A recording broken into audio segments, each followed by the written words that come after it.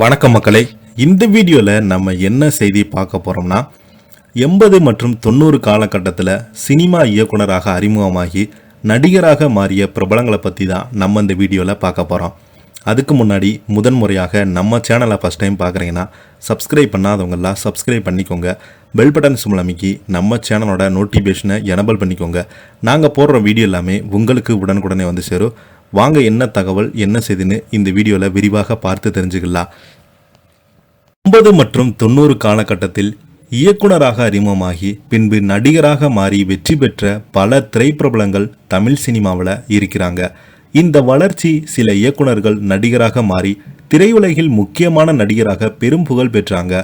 இவர்கள் இயக்குனராக துவங்கினாலும் திரையுலகில் நடிகராக சாதனை படைத்திருக்கிறாங்க. 80 மற்றும் 90 காலகட்டத்தில் தமிழ் சினிமாவில் இயக்குனராக அறிமுகமாகி நடிகராக மாறிய பிரபலங்களுடைய பட்டியலை பற்றி இந்த வீடியோவில் விரிவாக பார்த்து தெரிஞ்சுக்கலாம். முதலாவது கே. பாக்யராஜ் அவர்கள். தமிழ் திரையுலகில் நடிகர், வசன எழுத்தாளர், திரைக்கதை அமைப்பாளர், இயக்குனர், சிறப்பு வேடமேற்கும் நடிகர், தயாரிப்பாளர் என பன்முக திறமை கொண்ட ஒரு கலைஞர்.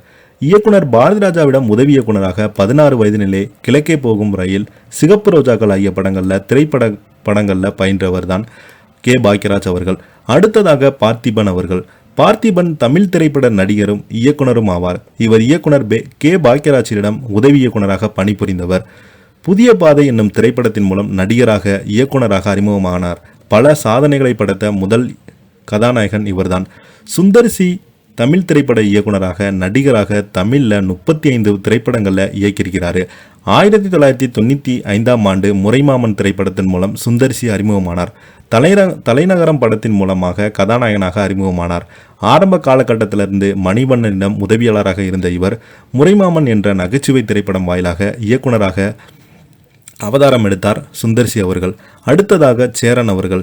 சேரன் அவர்கள் இந்திய திரைப்பட இயக்குனர் மற்றும் நடிகராக ஆவார். இவர் இயக்கிய திரைப்படங்களுக்காக இயக்குனராக 4 முறை தேசிய விருது பெற்றிருக்கிறார். பின்பு 4 தமிழ்நாடு பிலிம்ஸ் விருதுகளையும் 5 தென்னிந்திய பிலிம் போர் விருதுகளையும் வென்றிருக்கிறார். இவர் பாரதி கண்ணம்மா என்ற திரைப்படத்தை இயக்கி இயக்குனராக திரையுலகுக்கு அறிமுகமானவர் தான் சேரன் அவர்கள். அடுத்ததாக சத்யராஜ் அவர்கள்.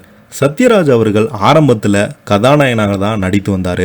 தொடர்ந்து பார்த்தீங்கன்னா நல்ல வில்லன் நடிகராக அவதாரம் எடுத்த சத்யராஜ் அவர்களுக்கு ஒரு கட்டத்தில் அவருக்கு பட வாய்ப்புகள், இயக்கும் வாய்ப்புகள் கிடைத்தது.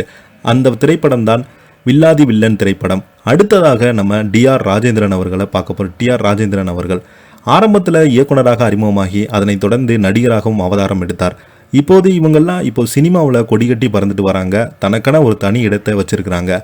இதை பற்றி நீங்கள் என்ன இன்னைக்கு உள்ள கமெண்ட் பாக்ஸில் மறக்காமல் பதிவிடுங்க. இந்த வீடியோ உங்களுக்கு பிடிச்சிருந்தா லைக் பண்ணுங்கள், ஷேர் பண்ணுங்கள், கமெண்ட் பண்ணுங்கள். நன்றி, வணக்கம்.